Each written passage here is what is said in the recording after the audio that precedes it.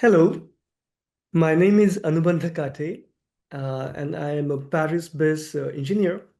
I have a pleasure to have today a very prominent and dynamic personality. Her name is Charza Shahabuddin.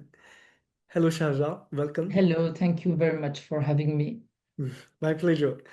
On my channel, I try to have personalities who have often written a book, which is not yet the case for you. But we met recently in Paris, and I was really impressed with the kind of work that you're doing, your background, the education.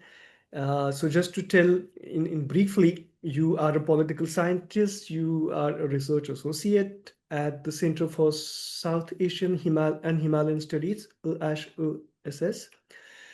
You also have learned Bharatnatyama, you teach it, you have learned the Hindustani classical music, you have your own brand of clothes that's named Shahzah. And you have worked in different countries like Kenya, Bangladesh, France, and many others. So first to start with, because your name we can pronounce in two ways. You said it was Shahjah in French and Shahjah in Bengali. Is that correct? Yes, it's Charja from the Charja pod in Bengali, which comes from the Sanskrit, and Charza in French, which also already gives us a glimpse of how we can have different personality through the same name, I guess. Indeed. And it also shows a bit of, I guess, the pathway of what's immigration, migration, naming, the fact that Charza is something that's very, well, both are my names. Yeah. But it's true that Charza became the French transcription of Charja. And in Bangladesh, when you know what's Charjapod, many people don't know, and those who knows, they're already in a kind of academic literature field because Charjapod, it's the name of the book that has been written that has been found in the 12th century in some Nepalese farm, and it's basically the alphabet that was before the Sanskrit. And the first verses of the poems were this Charjapod. So yeah. Okay, thank you. I think my audience already has a glimpse of the fact that you also teach history. And that will be also the second session I would love to have with you, where you would explain to us the historical backgrounds of Bangladesh and secularism, Islamism, and other aspects of it. But today, it's dedicated to you, to your work and your journey so far. So let's begin. You are based in Paris. It's here that you are born, and you have parents who come from Bangladesh. Could you please tell us about your family background, your childhood, and where do you come from? Yeah. Yes, of course. Thank you for this question. So both of my parents come from Bangladesh, but I was born in Paris, so like in 1991. Basically, the reason is because my father is a painter, is an artist, also a freedom fighter in Bangladesh. He did the 1971 war as a freedom fighter, as a Mukti Jodha. But he came to do the Beaux-Arts in Paris. That's why he came around in 74. And later he married my mom well, he went back to Bangladesh during a trip where actually my aunt is also an artist. So he met my mom, who's a writer and journalist. And so they came back and they settled in Paris because they were really happy with the intellectual and artistic lives here. And also for a lot of other political reasons, I guess, of changings in Bangladesh. And so then with my sister, my elder sister, she's a 3.5 year more than me. We both grew up in Paris, but with parents who have been all the time talking in Bengali with us. So Bengali and our Bangladeshi Bengali identity has been very central to our life, education, and yes. Okay. I think last time you also mentioned that your parents were freedom fighters, your father at least, right? And he was working for Awami League, the party of Uh, Mujibur Rahman. Is that correct? Well, he never worked for the party. He's not at all a politician, Okay. but his rule became kind of political because, well, so just for a reminder, I don't know who's gonna listen to us, but in 1971, There was 9 months of monstrous war that was waged between the Pakistani army, because, 1947, the partition, and then from 1947 to 1971, Pakistan was divided into East Pakistan, which is actual Bangladesh, and West Pakistan, which is actual Pakistan. And there was this crazy, incongruous idea of having 2,000 of kilometers between both parts of Pakistan. And there was a very mistreatment, ill treatment of the East Pakistanis by the central administration of Pakistan. That's why there have been a war of 9 months from the Pakistani army that were backed up by Jamaat Islam militias, which is the political Islamist in Bangladesh. We can discuss that later. So just one thing before we start as well, it's between these 9 months, there have been between 1 to 3 million of people who have been killed, and more than 200, between 200,000 and 400,000 women who have been raped with all the consequences. So this war was fought by, so against the Pakistani army and these militias, the people of Bangladesh and Bengali people, including non-Adivashis, etc., of course, fought for Bangladesh to become independent. And so this is where my father, who was actually doing his study of arts in Charukala, the fine arts school, and they joined the movement, and my father joined the movement as a freedom fighter. At that time, so as many other people, young people did at that time. And this is where he really become politicized. And at that time, today it's very difficult because last summer, the regime of Sheikh Hasina fall, etc. But at that time, Awami League was the founding, one of the oldest party for Bangladesh. It was founded created in 1949, and it was actually politically the political party that led to independence with Sheikh Mujibur Rahman. Actually, my father was very close to his thinking. He has been advised by Sheikh Mujibur Rahman Bangabandhu, who's also called Mohammedu, to go to Paris. So this is where my father is very close to Awami League, but he has never done direct politics as a candidate, or he has been always in his role of a artistic and intellectual figure. It's also important for people like me who come from India, but not from West Bengal, but from central or southern part, let's say, of India, and where this history about the war of 1971 is rather badly or insufficiently known. For instance, a few years before, I went to Tripura, to Agartala, and I could visit one museum there, and which talked about those times, and there were a lot of things that I learned as new, and that's why we will have the second session. But to come back now to you, could you tell us about a bit about your early education? For example, I mean, until your lycée, where you were in Claude Monet lycée, but before that, and then we will talk about Claude Monet.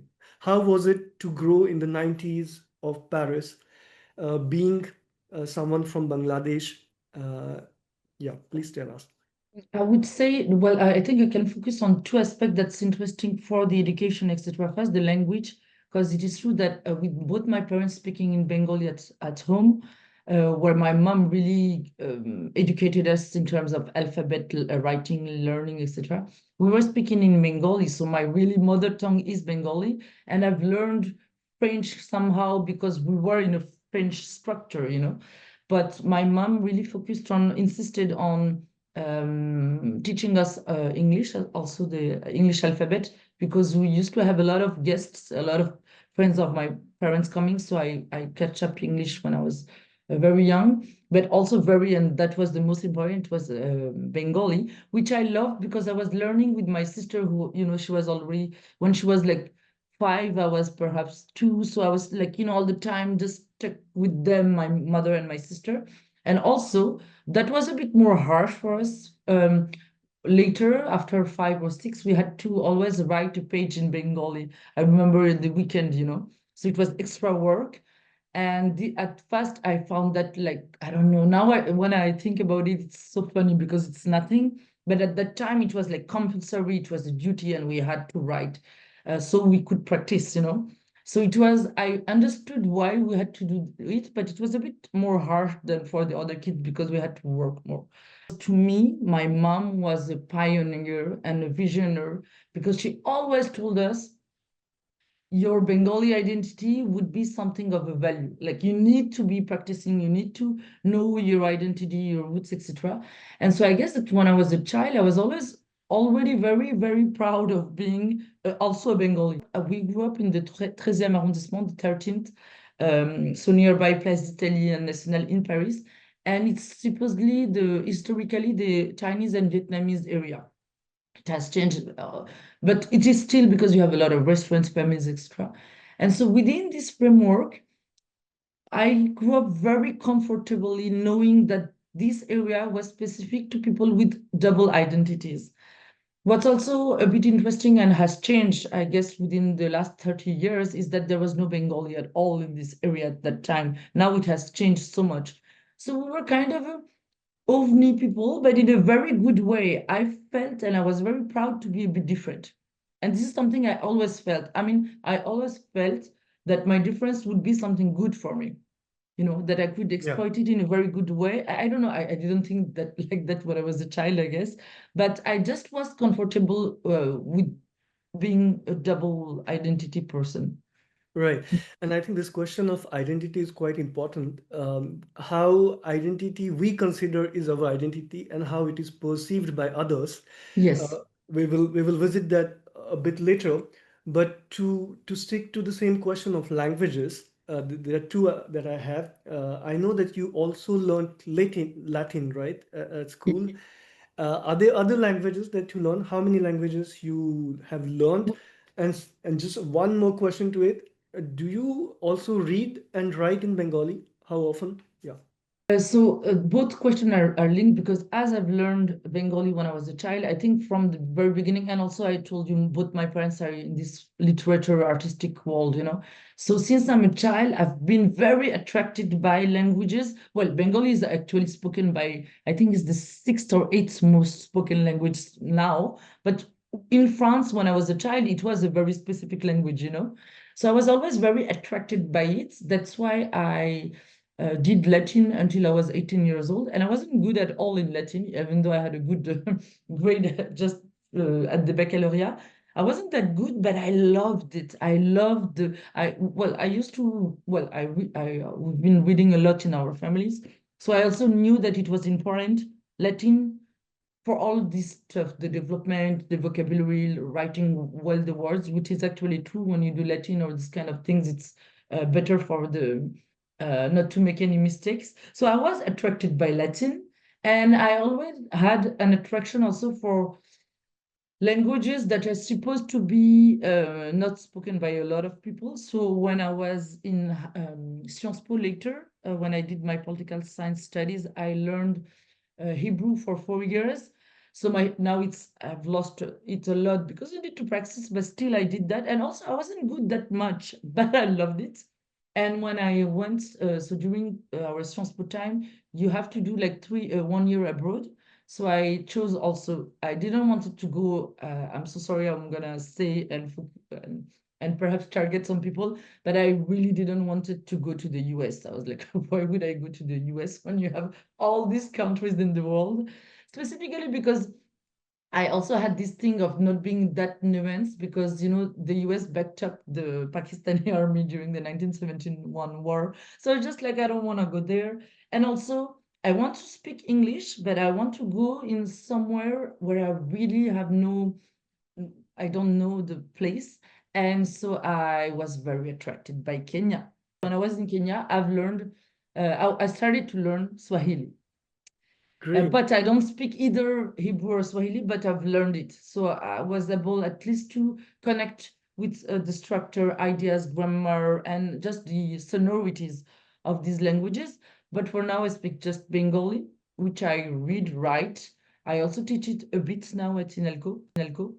But it was the most important for my mother. She always said, like, you can say that you speak a language if you don't read and write, and Yeah.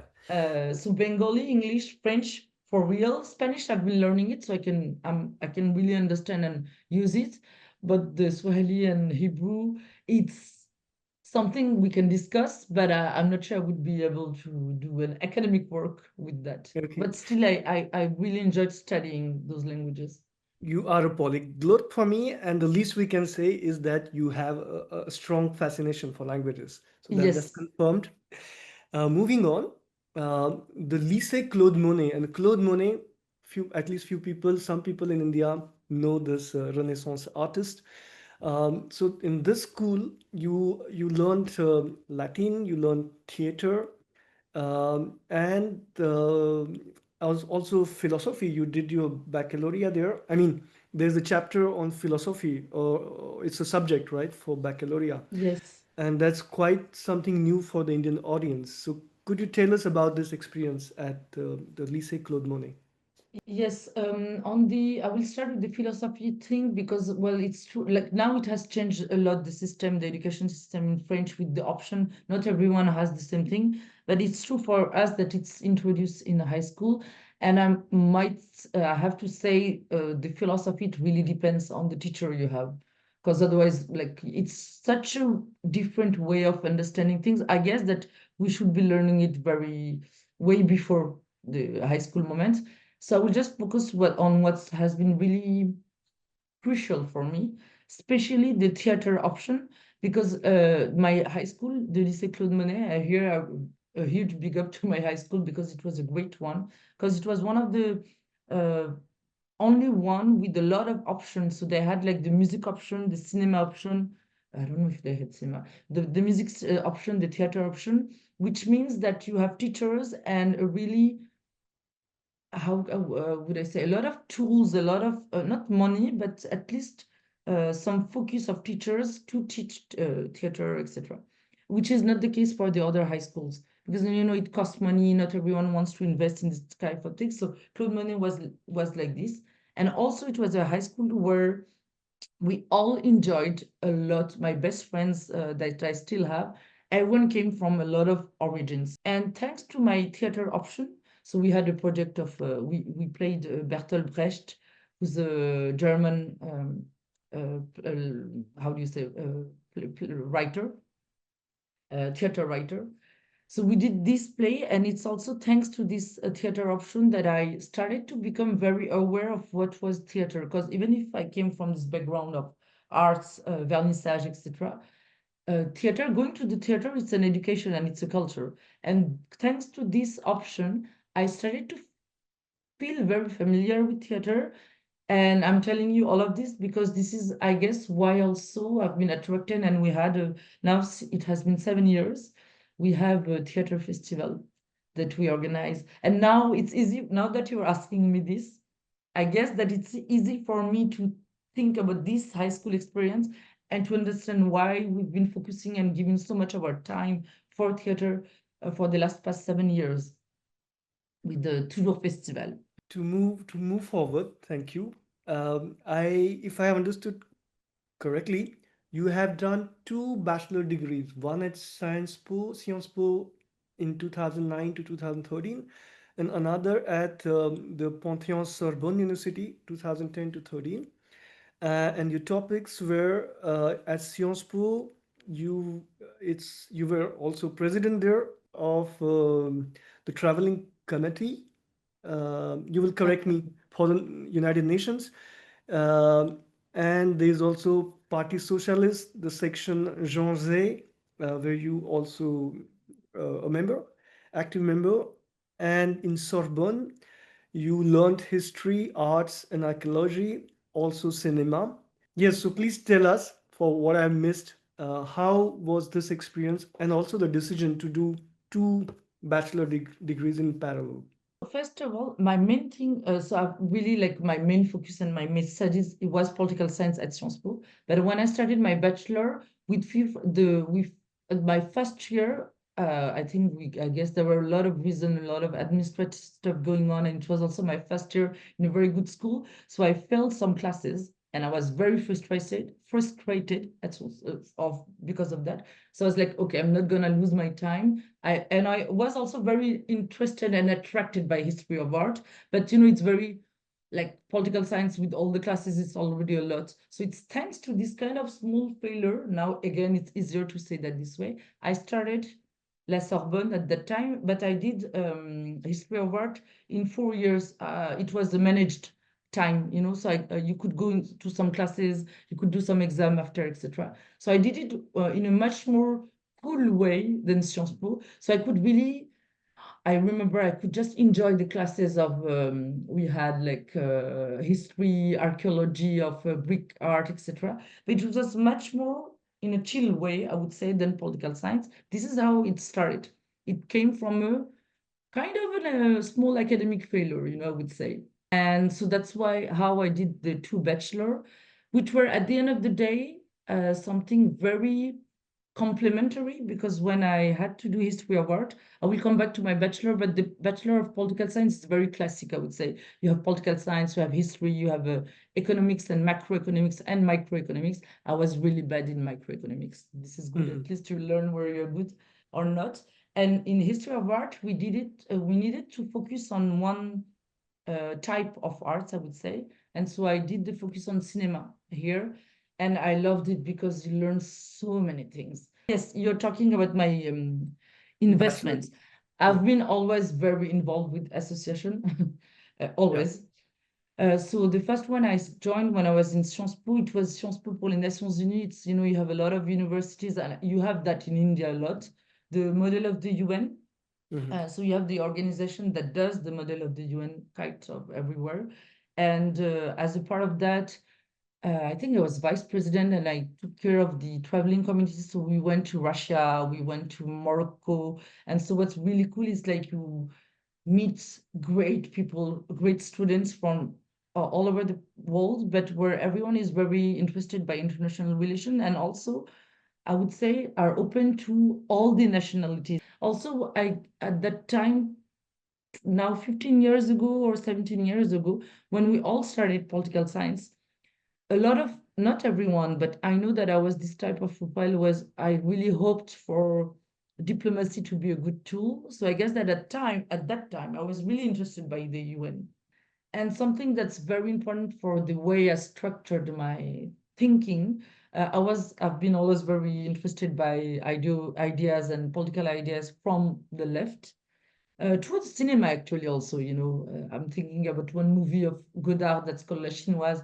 In high school, I was very much into, well, I was already doing demonstration and all. How do you say? I was called to join the Parti Socialiste at the time. Again, this is all very different now because the left and the leftist structure in France has changed a lot.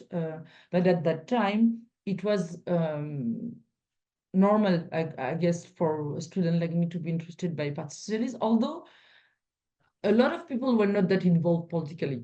And me, I would say that I'm so much more leftist than the party socialist today. No, but you also mentioned about Godard, and Yes, he's quite known in India for his films like Piro yes, le Fou and Weekend and a lot of other films. But moving on now, let's talk a bit about your doctorate that you did at Sciences Po, and it was at the Paris School of International Affairs. And the topics that you chose, you dealt with international security aspects. You also dealt about African issues, and you will tell us the details. But let's finish with Sciences Po. So it was a master's, sorry, it was not a doctorate yet. Could you tell us briefly about your master's experience at Sciences Po? yes, of course. I would like to say, I know Sciences Po is a school, that offers a lot of type of things. Me personally, I was so happy because I think I was able to have the good courses, also with the good teachers, etc. Because it's very, you have variety of class. So after my third year abroad in Kenya, I'm sorry, I'm gonna start with this experience because I did an internship. Other people could do exchanges. I wanted to work, so I did an internship at the French embassy in Nairobi, and I had the chance to work with the audiovisual I forgot director. Actually, I was the audiovisual assistant for 9 or 8 East African countries. So based on Kenya, I was able to start to work on or to discover other aspects of, what was Ethiopia, Uganda, Tanzania, and other countries around Rwanda where I went, etc. So this started to open my scope and my focus on other issues, other political issues, and other areas. That's why I followed, and that's why I took the African, I think, concentration area classes when I was in master. And it is true that at that time, I was really, really very interested by all the aspects that are related to international security. I remember I took classes where I had actually to do like a small memoir. It's like a small paper on the Rafale, because we discussed the Rafale. So this kind of thing I was really interested. That's why I chose the international security master. And one thing that I guess I've learned is that there was this is really the moment where we understand also that you have your values. Where is the money? And when I see where is the money, it's like the money is in international security. You see that it's linked to arms sellings or structure, or if you do advocacy, you would be doing that for companies that sells weapons. And this is a moment where you try to understand, okay, what is my vision of the world? Is actually selling weapons a way of maintaining peace or not? Sorry to put it this way, but I thought that these all questions were sexy, talking and working about Rafale, etc.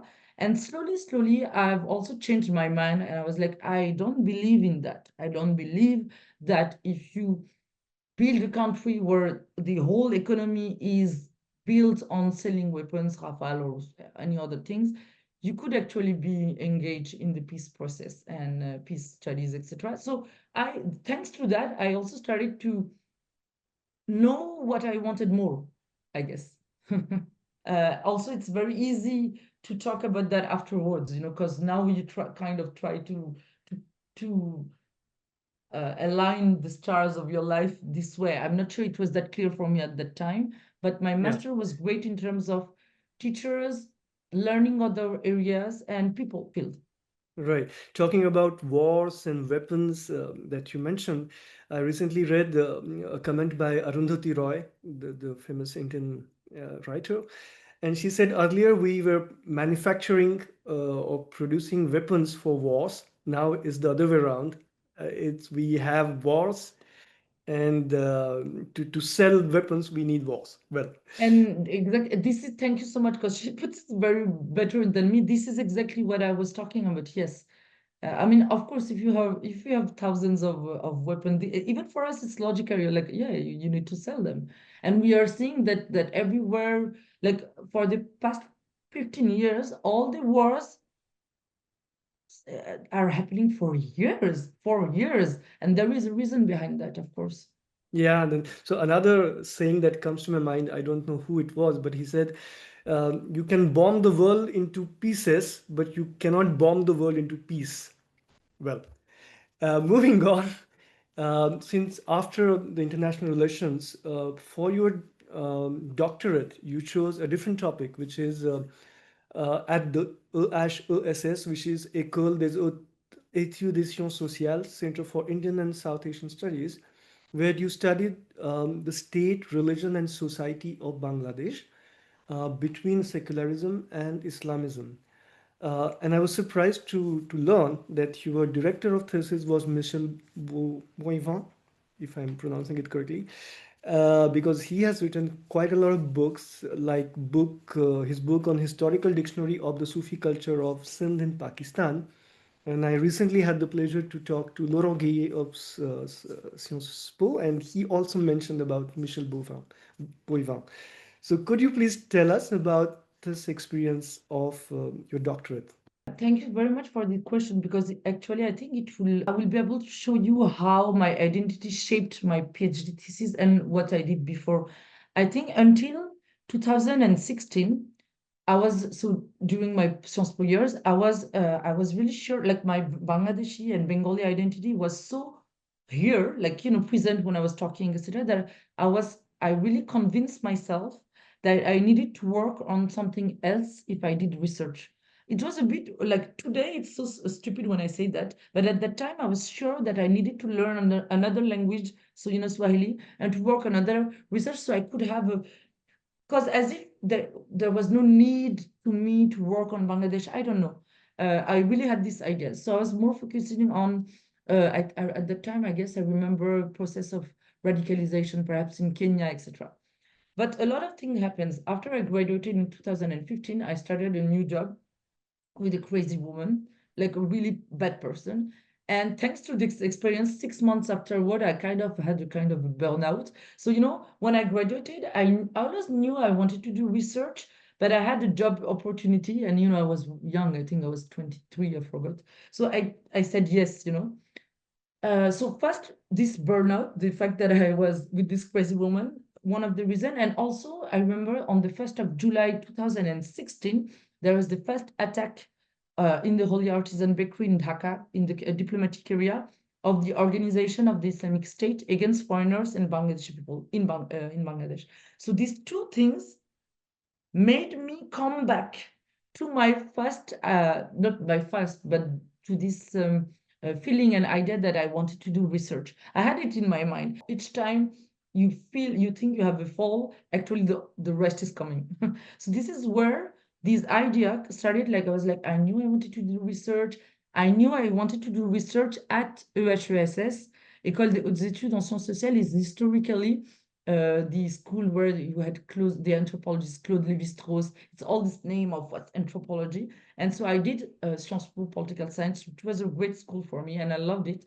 But I really, really wanted to have a more anthropological, sociological approach and do École des Hautes Études en Sciences Sociales. I knew it has a really good reputation. So I had these two aims, research on Bangladesh and EHESS.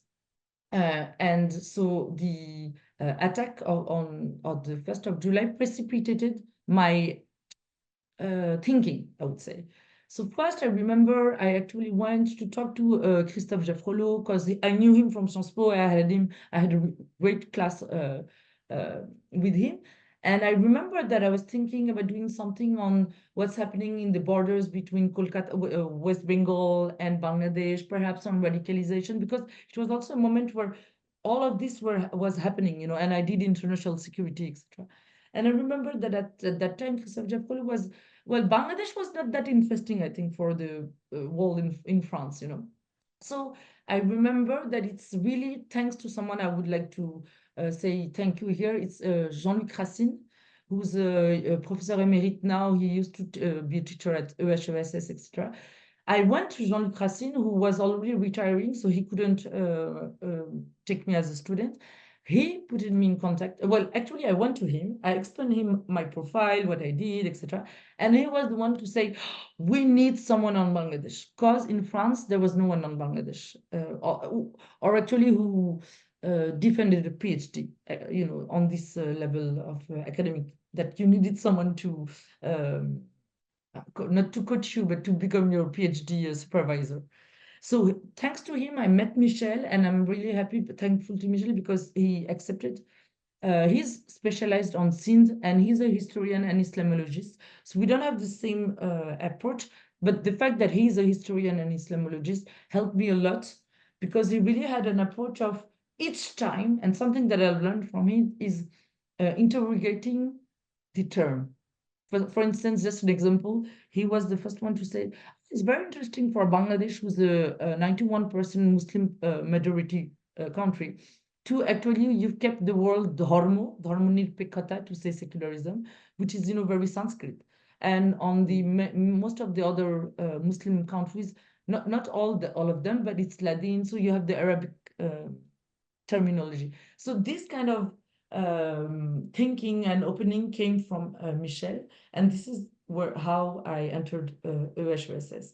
Indeed, the links between cultural, linguistic, religious identities are very strong, and that have defined this region of India, Pakistan, Bangladesh. And we will perhaps in the second session talk in detail about that. But now to summarize a bit about your experiences, because there are many, and it's really a challenge for me to summarize it, but I will try. And let's divide them into two parts. One which are related to your education, your research, and the others which are let's say arts or theater and the cinema, which is also important. I saw that you have worked also in Bangladesh in Grameen for the Grameen Bank for 2 months. Although it's a small experience, I would like to highlight it because it's varied and it really gives the panoply of your and the scope of your experiences and your outgoing nature in a way. You were also Parliament Assistant at the State Ministry for Women and Children Affairs in Bangladesh for a month. Then, of course, we talked about Kenya, where you worked for the French Foreign Affairs and International Development. You were also a research assistant at Institut Montaigne, which is quite famous here for their research and analysis. You worked as well as an interpret at the National Refugee Rights Tribunal for a few months. You were a project manager for Teach for France. For 8 years, you were, sorry, research associated at EHESS again.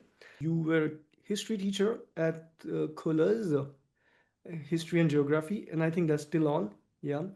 And lastly, it's at Sciences Po at Paris and Le Havre. You taught, you teach you as a course director at Paris Imuna, and you will explain to us later. You are also a temporary teacher at Le Havre since February 2024, and last, you were also enseignante vacataire at Le Havre, and you will tell us the difference between us. Well, we used to go kind of every year or each summer to Bangladesh. And so very since I'm a child, I was interested by politics and life. So I've been always doing a lot of internship. There were very small internship. Grameen Bank, I don't think even it was 2 months, it was a bit less, but it was with my French friends. I remember I went with three of my friends from here, and it was actually the first experience where we were in villages without my parents, without family, with just yourself. One thing you didn't mention, but it's really fine, but where I've learned a lot, because it was the first internship we did. It was with a great NGO, and that's why I'm mentioning it here. That's called Acid Survivors Foundation. So it's a foundation and NGO that helps. You have that, unfortunately, also a bit in India, but women who have been attacked by acid for gender issue, for patriarchal, misogynist people. Usually it's, when a woman doesn't want to marry a guy, the family would come and revenge and put acid anyway. I wasn't familiar with all of this, and I started to understand the scares and the fears and the bad of the Bangladeshi society, but I was happy to confront them. So we had Grameen Bank, the experiments with Shirin Akhtar. It was she later became the Speaker of the Parliament, the Ministry of Women and Children Affairs. That was really thanks to my parents and connection to our League at that time. And I was really happy to at least understand a bit of how the parliament worked at that time, etc. So these were really great experience to be a bit settled, and also I really needed to create my own legitimacy in Bangladesh. You know what I mean? When you're a child who comes from I mean, so many people love to say, oh, I don't know, even in Bangladesh, huh? Oh, where did you buy this textile? I don't know this place in Dhaka. And me, I wanted to know the places in Bangladesh. I wanted to own them, to be like, I want there and I want there. So I had this idea for the beginning. And I guess my parents were a bit scared, as some parents can be, because, you're far from the country. So you expect the worst from the country in terms of security. My only way as well to discover Bangladesh by myself was to do this internship. And actually, the third organization, which is the one that helped me the most, because then afterward, I worked with this one to do my field work. It was Nijerakuri, which means we do it ourselves. It's a grassroots local organization that really use that to do mixed, how do you say, groups between women and men, and they help the Bhumihin, the landless people, to organize themselves through a cultural, educative, and informative session to be able to defend themselves. So this was for the experience in Bangladesh. And I guess that, yes, really one of the things that was motivating me was that I needed to legitimize and emancipate myself through my own experience. So, it has been few years now, more than 10 years, that Sciences Po, they have so many students that they started to build campuses all over France. So not only in Paris. And so the campuses are built according to area specialties. So the Asian specialty area is in Le Havre. So I would tell you here the temporary teacher thing. It's just the English word, which is not the exact word. It's just to say vacataire. Basically, in France, you have a system where it's either you're a professor, where you really had to pass a lot of exam. It's many years of work. So perhaps I will apply to that, but way later. This is where you're called professor. And if you're just teacher, like just teacher, it's timing and all, but if you don't have this status, it's enseignant vacataire. It's well, actually, this is something that's very criticized today by the teachers, I would say, our people, because what the university are doing is like they're taking much more vacataire teachers that they pay less with the good qualification. We're all highly qualified, but that they pay less. So they don't use all these professors, so you have less vacant post, So it's not the best. So I've been teaching at Sciences Po first a class that was called Espace Mondial. So you had it's a very well-known class in Sciences Po. So we have the main lecture, and I was giving the small seminary. And this is where I started to teach the same class in French, the same one, and then in English. And it was the first year, I told you, I did a lot of things in English, but it's not the same to teach in English, right? So it was my first time in 2018. I had these 3 classes, and actually it was a great experience because from this, then you feel that you can do and teach so much more. So I imagined and proposed a class that they accepted that was called State, Religion and Society and Violence in India, Bangladesh, and Pakistan. It was a small seminary. Indeed, and your teaching passion is not just limited to serious issues and topics of your research work, but you also taught history of Bengal and Bengali poetry at INALCO. Of course, you mentioned about the Tujur Festival, theater festival that you founded. You also learned classical Hindustani as well as Bharatnatyama, and you also teach it. So, could you now briefly talk us about these non-academic experiences and passions that you have? Of course, thank you. Just the first thing, at my history of Bengal, it's actually very academic because it's INALCO, Institut National des Langues Orientales. So this, I was given the chance 3 years ago by the Bangladeshi department to teach one class that's Histoire du Bengal, History of Bengal. So I'm not a historian, but still I can teach on this. And the other one, it's readings in Bengali, which I enjoyed so much because this is where you understand that what you've been learning with your mother. Because I'm not at all a grammar or linguistic teacher, but I had students that were reading texts that I would choose. So I was very happy to do that. And for the more artistic things, so there are 2 experiences. The first one I would talk about is the Bharatnatyam. So I've been doing Bharatnatyam since I'm a child and I loved it. I always loved dancing. And actually, as I was telling you, Sciences Po Le Havre. So Sciences Po, first of all, it's a school where you have so many association, organization, and it's actually sometimes even more important than the classes. So I knew I had, last year, I actually had one student who I really enjoyed. He told me that he was doing Bharatnatyam. So this is when I was like, but they're so open-minded. And there are something that's called in second year, Atelier artistic workshop. So it can be music, it can be with the dance, art, any other things. So as I've been teaching for 6 years at Le Havre, I was like, I must ask them if I can do something with Bharatnatyam. And just the last thing, which is a bit different, is the Tour Festival. And this is something a bit different because I didn't founded it. It's my 2 best friends. They founded it. One of them, she's a comedian and a metteur en scène. So they were the one who attracted me to the festival. Actually, 7 years ago now, when they started it. So it's in a very beautiful place in the castle called Château de Menton-Saint-Bernard. They were needing the help of their friends as volunteer. So I just went to volunteer and I spent one day, I had to go the next day, and finally I spent the whole week, and finally I entered the organization. This is something that has how accompanied and structures our political battles as well. Because, for instance, in France, for the past years, they've cut it so much budget on this. So doing that is also for us a form of resistance. Indeed, no, austerity in budgets is really a challenge of our times. And really the last feeder in the great variety of your experiences for me is the fact that you also founded the Shaza brand. And I just quickly wish to show some of the pictures that with your permission, Thank I'm going to show to the audience and few words from you about this experience. Yeah.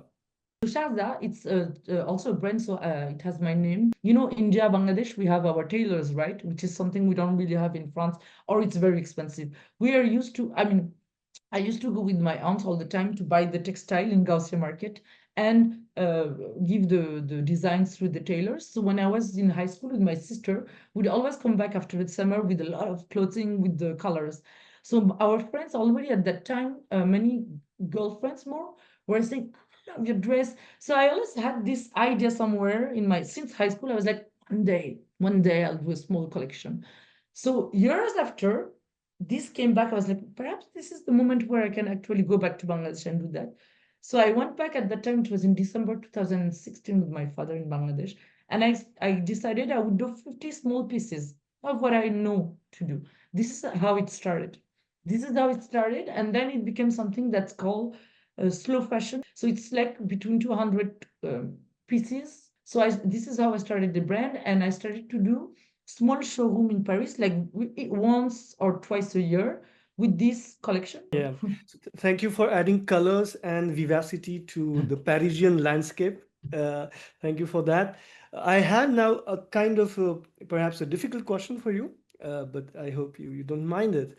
When one looks at your career and journey, we see some very prominent names of institutes and research institutes and educational institutes like Sciences Po, EHESS, you have Sorbonne, Institut Montaigne, where you also worked, Ministry of Foreign Affairs, sorry, French, ministry in Bangladesh as well.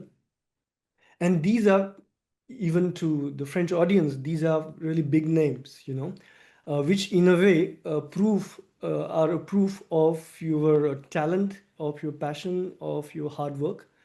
But these are also names which are looked as a sign of some privilege, and not everyone can go there and aspire. So how would you react to this? Well, the privilege, well, I can't deny that I had the privilege to have parents who comes from background where to them education, culture, languages are crucial. And this is something I can't compete with that.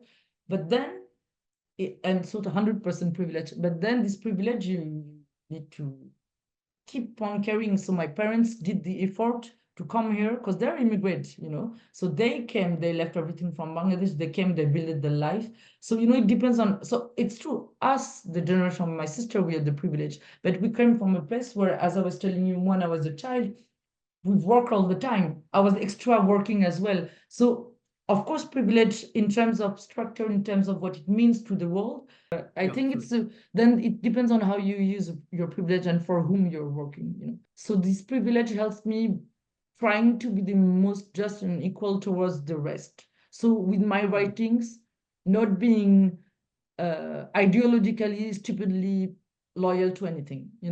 Yeah, and indeed, one thing is very clear that when one looks at your career and your journey, that you have nurtured your interests, you have helped yourself in pursuing those passions, and that's what we see, that your career has blossomed so beautifully. Very last point now, and then we will have to wrap up. It's about the identity issue that you raised in the beginning, and there's a book by Amartya Sen, the famous Indian Nobel Prize winner for economy. And in his book, Identity and Violence, he says that sometimes you have very little control about how your identity is perceived by others. He claims that identity is not something that you discover, it's something you construct. So, how would you react to this? Thank you. Thank you so much for quoting him because I don't know this book, but I would say that Amartya Sen, to me, the way I feel the Bengali identity, literature, culture, I'm 100% aligned on this peel of, you had Satyajit Ray, Amartya Sen. I mean, when I say aligned, it's like this way of thinking, the identity, the mix between arts, culture, etc. Well, I guess that even when you don't have a mixed culture, you have these identity clashes all the time between gender, class, idea, politics, mom, dad, my father, my brother, my education, BGP, not BGP. I mean, you know what I mean? You already have those identity clashes within yourself. So for sure, it's something of the more you grow up, the more you understand that you are is exactly your identity. And so, yeah, your identity is in constant evaluated. It's not something fixated. And this is what makes life so much more cool and greater. If it was a fixed thing, we would never be even interacting and learning from the others, right?